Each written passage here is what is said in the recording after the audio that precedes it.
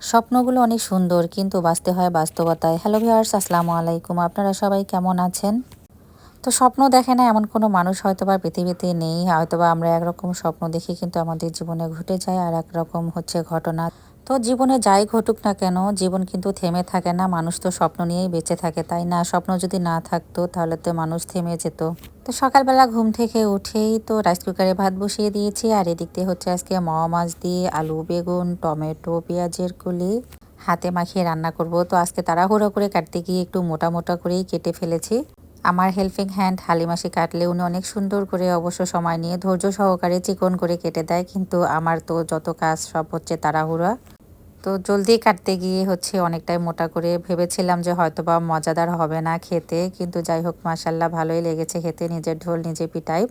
তো আমার হাজব্যান্ডও অবশ্যই তো গরম গরম খেয়ে চলে গেল অফিসে। আমার ছেলেও হচ্ছে খেয়ে নিয়েছে, খেয়ে স্কুলে চলে গিয়েছে। ও আবার হচ্ছে কিন্তু সবজিতে এই মাছটা খেতেই চায় না, তাই ওর জন্য আলাদা করে হচ্ছে একটু মরিচ পেঁয়াজ দিয়ে মাছটা ভেজে দিলাম হালকা করে। আর এর মাঝখানেই হচ্ছে একটু চা বানিয়ে নিলাম। আমি আর হালিমাসি হচ্ছে চা খাওয়া দাওয়ার পরেই হচ্ছে তো লাল শাকটা বসিয়ে দিয়েছি। অনেকদিন পর এবার লাল শাকটা রান্না করতেছি। এটা হচ্ছে আমাদের গ্রামের দোকানদারের কাছ থেকে নিয়েছিলাম, একেবারে জমি থেকে উঠানো টাটকা শাকটা ছিল, দেখেই খুব ভালো লেগেছে। তো শাক ভাজি আর গরম গরম ভাত সকালবেলা। আর এরপরে হচ্ছে তো একটা নতুন আইটেম আমি রান্না করতেছি। এটা হয়তো বা অনেকেই আপনারা খান না বা পছন্দ করেন না, যার যেটা পছন্দের ব্যাপার, বাট আমার কাছে, আমার বাচ্চাদের কাছে অনেক অনেক প্রিয় একটা খাবার। ভালোই লাগে খেতে, কিন্তু এটা হচ্ছে পরিষ্কার করতে গেলে অনেক ভেজাল। এটা অনেক ধৈর্য সহকারে আর কি কাজটা করতে হয়, যেটা সবাই পারে না। কিন্তু এই কাজটা হচ্ছে আমাদের হালিমাসি অনেক সুন্দর করে বসে আর কি হচ্ছে পরিষ্কার করে দিয়েছে। তো এরপরে হচ্ছে আমি আবার কিন্তু ভালোভাবে হচ্ছে পরিষ্কার করে নিয়েছি আজকে। এটা প্রায় ২-৩ দিন যাবত পরিষ্কার করতে করতে আজকে ফাইনালি রান্না করেই ফেললাম। তো হচ্ছে এখানে মুরগির পা, গলা গেলা, তার সঙ্গে হচ্ছে একটা মুরগির চামড়িও অবশ্য আছে। তো এটা কে কে আছেন আপুরা ভাইয়েরা খেতে পছন্দ করেন অবশ্যই একটু কমেন্টসে জানাবেন। তো এটা হয়তোবা অনেকেই অনেকভাবে আর কি নেয়, অনেকেই হয়তো বা ভাবে যে এটা আবার কিভাবে খায়, কিন্তু বিশ্বাস করেন খেয়ে দেখবেন অনেক মজাদার খেতে।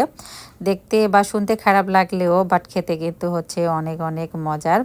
আর যেহেতু আমি খাই বা হচ্ছে আমার ছেলেমেয়েরাও পছন্দ করে, কিন্তু আপনাদের হচ্ছে ভাই একেবারেই পছন্দ করে না, আর ও নাই আজকে, এই সুযোগে আমি রান্নাটা করে ফেললাম। কারণ আজকে হচ্ছে ও অফিসে চলে গেছে, হয়তোবা ২-১ দিন আসবে না, কাজ আছে ওর অফিসে, অনেক চাপ এখন বর্তমানে যেহেতু নির্বাচন সামনে।